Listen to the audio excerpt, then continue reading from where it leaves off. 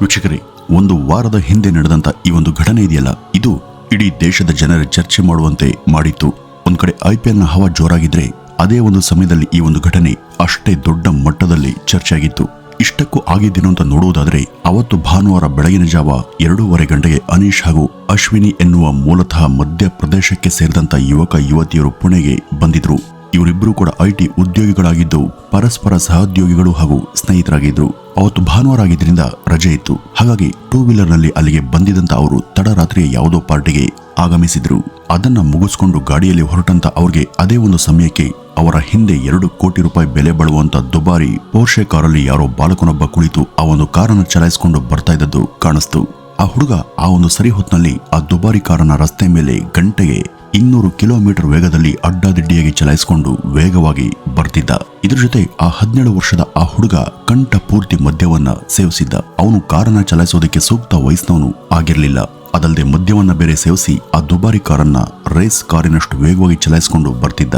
ಹೀಗೆ ಸಾಕಷ್ಟು ನಿಯಮಗಳನ್ನ ಮೀರಿ ಇವನು ಆ ರಾತ್ರಿ ಹೀಗೆಲ್ಲ ವರ್ತಿಸೋದಕ್ಕೆ ಕಾರಣ ಕೂಡ ಇತ್ತು. ಅದೇನು ಅಂದ್ರೆ, ಆ ಹುಡುಗ ತನ್ನ 12ನೇ ತರಗತಿಯ ಪರೀಕ್ಷೆ ಬರೆದು ಅದರಲ್ಲಿ ಪಾಸ್ ಆಗಿದ್ದ. ಆ ಒಂದು ಖುಷಿಯನ್ನ ಸೆಲೆಬ್ರೇಟ್ ಮಾಡೋದಕ್ಕೆ ಅವನು ಅದೇ ದಿನ ತನ್ನ ಗೆಳೆಯರ ಜೊತೆ ಪಾರ್ಟಿಯನ್ನ ನಡೆಸಿದ್ದ. ಮಹಾರಾಷ್ಟ್ರದ ಪುಣೆ, ಮುಂಬೈ ಮುಂತಾದ ಕಡೆ ಇಂಥ ಪಾರ್ಟಿಗಳು ತೀರಾ ಕಾಮನ್. ಆದ್ರೆ ಅಲ್ಲಿರುವಂತ ಪಬ್ಗಳಿಗೆ ಪ್ರವೇಶ ಮಾಡೋದಕ್ಕೆ ಕನಿಷ್ಠ ವಯಸ್ಸಿನ ಮಿತಿ 25 ವರ್ಷಗಳು ಇರಬೇಕು. ಆದ್ರೆ ಹಣ ಕೊಟ್ರೆ ಯಾರನ್ನು ಬೇಕಾದ್ರೂ ಪಬ್ ಒಳಗೆ ಬಿಡಲಾಗುತ್ತೆ. ಈ ಹುಡುಗ ಅದು ಇಲ್ಲಿಗಲ್ ಅಂತ ಗೊತ್ತಿದ್ರೂ ಕೂಡ ಹಣ ಇದೆ ಎಂಬ ಮದದಲ್ಲಿ ತನ್ನ ಏಜ್ ಗೆಳೆಯರನ್ನೆಲ್ಲ ಕಲೆ ಹಾಕಿ ಯಾವುದೋ ಪಬ್ಗೆ ಬಂದು ಚೆನ್ನಾಗಿ ಕುಡಿದು ಪಾರ್ಟಿಯನ್ನ ಮಾಡಿ ತನ್ನ ತಂದೆಯ ದುಬಾರಿ ವೆಚ್ಚದ ಪೋರ್ಷೆ ಕಾರನ್ನ ಓಡಿಸ್ಕೊಂಡು ಬರ್ತಿದ್ದ.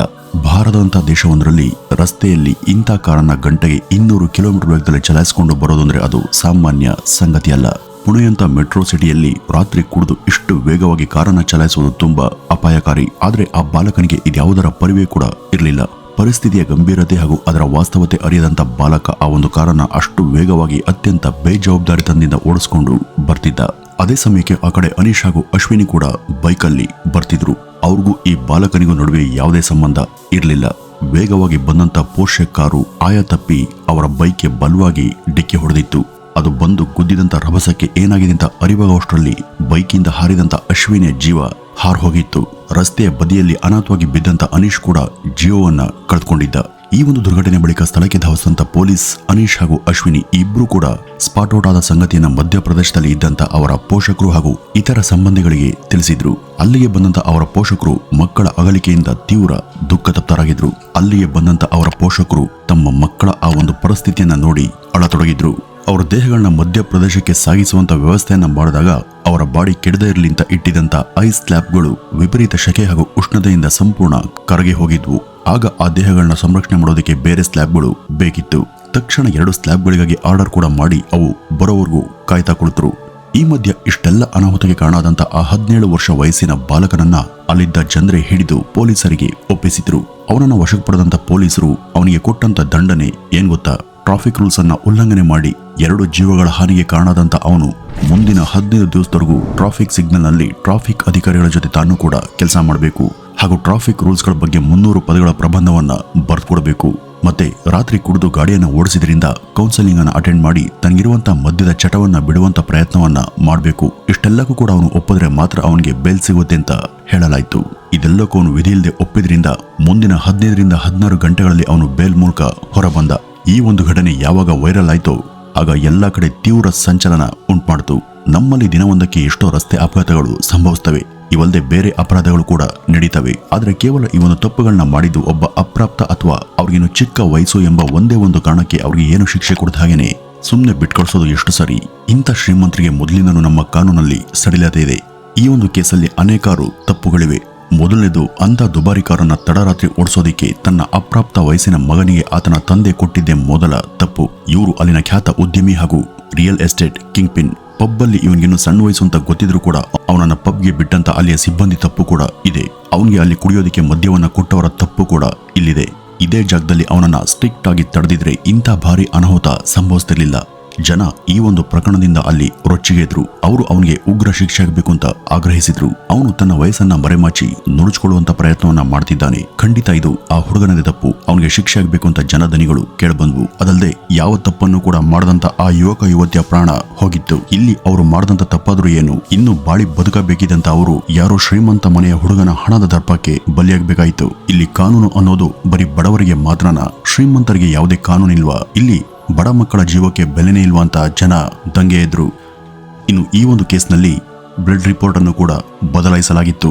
ಅಂದ್ರೆ ಆ ಹುಡುಗ ಮದ್ಯಪಾನ ಮಾಡಿದ್ನೋ ಇಲ್ವೋ ಅಂತ ಟೆಸ್ಟ್ ಮಾಡೋದಕ್ಕೆ ರಕ್ತ ಪರೀಕ್ಷೆಯನ್ನ ಮಾಡಲಾಗಿತ್ತು. ಇಲ್ಲಿ ಆ ಹುಡುಗನ ರಕ್ತದ ಸ್ಯಾಂಪಲ್ ಅನ್ನ ಕಸದ ಬುಟ್ಟಿಗೆ ಎಸ್ತು ಬೇರೊಬ್ಬ ಯುವಕನ ರಕ್ತದ ಮಾದರಿಯನ್ನ ರಿಪೋರ್ಟ್ ನಲ್ಲಿ ತೋರಿಸಲಾಗಿತ್ತು. ಹಾಗಾಗಿ ಸಾಕ್ಷ್ಯ ನಾಶ ಆರೋಪದಡಿ ಇಬ್ಬರು ವೈದ್ಯರನ್ನು ಕೂಡ ಬಂಧಿಸಲಾಗಿದೆ. ಹಣ ಇದ್ದವ್ರನ್ನ ಕಾಪಾಡೋದಕ್ಕೆ ಇಲ್ಲಿ ಎಷ್ಟೆಲ್ಲ ಕೈಗಳು ಕೆಲಸ ಮಾಡ್ತವೆ ಅನ್ನೋದಕ್ಕೆ ಇದು ಕೇವಲ ಸ್ಯಾಂಪಲ್ ಅಷ್ಟೇ. ಪರಿಣಾಮವಾಗಿ ಮಹಾರಾಷ್ಟ್ರದ ಡೆಪ್ಯೂಟಿ ಸಿಎಂ ಆದಂತ ದೇವೇಂದ್ರ ಅವರು ಜನರ ಆಗ್ರಹಗಳಿಗೆ ಪ್ರತಿಕ್ರಿಯೆಯನ್ನ ಕೊಡ್ತಾ, ನಾನು ಇದನ್ನ ಪರ್ಸನಲ್ ಆಗಿ ತೆಗೆದುಕೊಂಡು ಗಮನವನ್ನು ಹರಿಸಿ ಆ ಬಾಲಕನಿಗೆ ತಕ್ಕ ಶಿಕ್ಷೆ ಸಿಗುವಂತೆ ಮಾಡ್ತಿದ್ದೀನಿ ಅಂತ ಹೇಳಿದ್ರು. ಆದ್ರೆ ಪ್ರತಿಪಕ್ಷದವರು ರೂಲಿಂಗ್ ಪಾರ್ಟಿಯ ವಿರುದ್ಧ ಆರೋಪ ಮಾಡ್ತಾ ಇವರು ಬಾಲಕನನ್ನ ತಾವೇ ಕಾನೂನಿನ ಬಿಗಿ ಹಿಡಿತದಿಂದ ಬಿಡಿಸಿದ್ದಾರೆ ಅಂತ ದೂರಿದ್ರು. ಈ ಮಧ್ಯ ಆ ಬಾಲಕನ ತಂದೆ ಆ ಊರಲ್ಲೂ ಇಲ್ಲ ಮತ್ತು ಮನೆಯಲ್ಲೂ ಇಲ್ಲ. ಅವರನ್ನ ದೂರದ ಔರಂಗಾಬಾದ್ನಲ್ಲಿ ಪತ್ತೆ ಹಚ್ಚಿ ಅಲ್ಲಿ ಬಂಧಿಸಲಾಯಿತು. ಔರಂಗಾಬಾದ್ನಲ್ಲಿ ಇವರು ಈ ಒಂದು ಕೇಸಿಂದ ದೂರ ಉಳಿಯುವಂತ ಸಲುವಾಗಿನೇ ಅಲ್ಲಿ ಅಡ್ಕೊಂಡಿದ್ದಾರೆ ಅಂತ ನ್ಯೂಸ್ಗಳು ವರದಿ ಮಾಡಿದ್ವು. ಇಂಥ ಕೇಸ್ಗಳಲ್ಲಿ ಮಕ್ಕಳು ತಪ್ಪನ್ನ ಮಾಡಿದಾಗ ಅವರ ಪೋಷಕರದ್ದು ಕೂಡ ಅಲ್ಲಿ ಪಾಲು ಇದ್ದೇ ಇರುತ್ತೆ. ಹೀಗಾಗಿ ಇಂಥ ಘಟನೆಗಳು ನಡೆದಾಗ ಇಂಥ ಮಕ್ಕಳ ಪೋಷಕರನ್ನು ಕೂಡ ಹಿಡಿದು ವಿಚಾರಿಸಿ ಶಿಕ್ಷೆಗೆ ಒಳಪಡಿಸಬೇಕು. ವೀಕ್ಷಕರೇ, ನಮ್ಮ ಸಮಾಜದ ಕಟ್ಟುಪಾಡುಗಳೇ ಅತ್ಯಂತ ದುರಭ್ಯಾಸಗಳಿಂದಲೇ ಕೂಡಿವೆ. ರಾತ್ರಿ ಹೊತ್ತು ಕುಡಿದು ಯಾವುದೇ ವಾಹನಗಳನ್ನ ಓಡಿಸಬಾರದು ಅಂತ ಹೇಳುವಂತ ಇದೇ ಒಂದು ಸಮಾಜದಲ್ಲಿ ಸಿಟಿ ಸೆಂಟರ್ ಅಥವಾ ದೂರದಲ್ಲಿ ಪಬ್ಗಳು ಇರ್ತವೆ. ಅಲ್ಲಿಗೆ ರಾತ್ರಿ 12 ಗಂಟೆವರೆಗೂ ಪ್ರವೇಶ ಇರುತ್ತೆ. ಅಲ್ಲಿಗೆ ಬರೋರು ಯಾರು ಕೂಡ ಭಜನೆ ಮಾಡೋದಿಕ್ಕೆ ಬರೋದಿಲ್ಲ. ಕುಡಿದು ಹೊರಗಡೆ ಬಂದಾಗ ಅವರ ಗಾಡಿ ಹೊರಗಡೆ ಪಾರ್ಕ್ ಆಗಿರುತ್ತೆ. ಕುಡಿದ ಮತ್ತಿನಲ್ಲಿರುವಂತ ಅವರು ಈಗ ಅದೇ ಸ್ಥಿತಿಯಲ್ಲಿ ಮನೆಯನ್ನ ಸೇರ್ಬೇಕು. ಆಗ ಕುಡಿದು ವಾಹನವನ್ನ ಓಡಿಸ್ತಂತೆ ಆಗೋದಿಲ್ವಾ? ಇಲ್ಲಿ ಪರಿಸ್ಥಿತಿ ಹೀಗಿದೆ. ಈ ಒಂದು ವಿಡಿಯೋ ಮೂಲಕ ನಿಮ್ಮೆಲ್ಲರಲ್ಲೂ ಕೂಡ ನಾವು ಕೇಳ್ಕೊಳ್ಳೋದು ಒಂದೇ, ದಯಮಾಡಿ ರಾತ್ರಿಯ ಸಮಯದಲ್ಲಾಗ್ಲಿ ಅಥವಾ ಯಾವುದೇ ಒಂದು ಸಮಯದಲ್ಲಾಗ್ಲಿ ಕುಡಿದು ವಾಹನವನ್ನ ಚಲಾಯಿಸಬೇಡಿ. ಕಾರಣ ಇದು ನಿಮ್ಮೊಬ್ಬರ ಬದುಕಿನ ಪ್ರಶ್ನೆ ಅಲ್ಲ, ಬೇರೆಯವರ ಜೀವದ ಪ್ರಶ್ನೆ. ನಮ್ಮ ಅವಿವೇಕತನಿಂದಾಗಿ ಯಾರೋ ಯಾಕೆ ಜೀವವನ್ನ ಕಳೆದುಕೊಳ್ಬೇಕು? ನಾವು ನಮ್ಮ ಮನೆಯವರಿಗೆ ಎಷ್ಟು ಮುಖ್ಯನೋ ಅವರು ಕೂಡ ಅವರವರ ಮನೆಗೆ ಅಷ್ಟೇ ಮುಖ್ಯ ಅಲ್ವಾ? ಇಲ್ಲಿ ಯಾರು ಕೂಡ ಯಾರ ಸ್ವಾತಂತ್ರ್ಯಕ್ಕೂ ಅಡ್ಡಿಯನ್ನ ಮಾಡಲ್ಲ. ಆದ್ರೆ ನಮ್ಮ ಸ್ವಾತಂತ್ರ್ಯದ ಆಚರಣೆ ಸ್ವೇಚ್ಛಾಚಾರಕ್ಕೆ ತಿರುಗಿ ಇತರರ ಜೀವಹಾನಿಗೆ ಕಾರಣ ಆಗಬಾರ್ದು. ನಿಮ್ಮ ಸ್ನೇಹಿತರು ಅಥವಾ ಪರಿಚಿತರು ಯಾರೇ ಇರಲಿ, ಅವರು ಮದ್ಯವನ್ನು ಸೇವಿಸಿದಾಗ ಅವ್ರಿಗೆ ವಾಹನ ಚಲಾಯಿಸೋದಕ್ಕೆ ಹೇಳಬೇಡಿ. ಅವರು ಆಗ ಗಾಡಿ ಮುಟ್ಟೋದಕ್ಕೆ ಯಾವ ಕಾರಣಕ್ಕೂ ಬಿಡಬೇಡಿ. ನಾವು ರಸ್ತೆ ನಿಯಮಗಳಿಗೆ ಬದ್ಧರಾದರೆ ಇಂಥ ಅಪಾಯಗಳು ತಾಂತಾನೆ ನಿಯಂತ್ರಣಕ್ಕೆ ಬಂದೇ ಬರ್ತವೆ. ವೀಕ್ಷಕರೇ, ಈ ಒಂದು ಘಟನೆ ಬಗ್ಗೆ ನಿಮ್ಮ ಅಭಿಪ್ರಾಯ ಏನು ಅಂತ ಕಮೆಂಟ್ನ ಮೂಲಕ ತಿಳಿಸಿ ಅಂತ ಹೇಳ್ತಾ ಈ ಒಂದು ವಿಡಿಯೋವನ್ನ ಇಲ್ಲಿಗೆ ಮುಗಿಸೋಣ. ನಮಸ್ಕಾರ.